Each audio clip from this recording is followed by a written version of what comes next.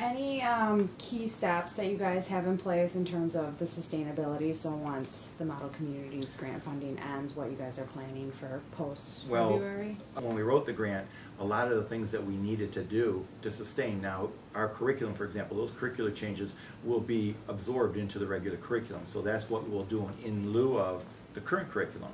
So that will be status quo at that point. So sustaining it will be just like we're sustaining now. It's just going to be a curriculum that's based on, you know, the state and national standards. As far as the Healthy School, once we move to those choices and we get those things going, sustainability, we believe, should be a lot easier. We do have, you know, of course, we have aspirations of continuing our efforts on this. We are going to look for other grants. We're going to work with our foundation, and we're going to look with to outside community resources. That's part of what her responsibility is, working with the Cicero Youth Task Force and things like that, to expand our horizons and look at what better ways we can you know, manipulate our resources to best serve ourselves there.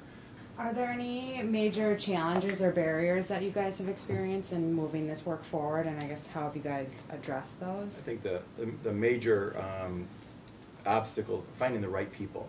One of the things that we are focusing in on here, I mean, we want the right people on the bus, but we want the right people in the right seats on the bus. And we've worked very hard the last 3 years to move people around and make sure they're in the right place, to hire the right people.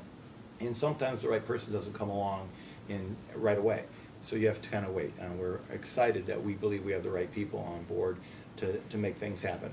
I think that's your first obstacle. The second obstacle is finding the time to kind of manifest change, because we're already very limited in our time in our school day. So to make things happen, you have to get people to understand that, you know, this is not necessarily something else on the plate. This is actually the plate. You know, having healthy school and healthy kid is what makes everything else work. So we have to kind of manifest that change, and that takes a little bit of time.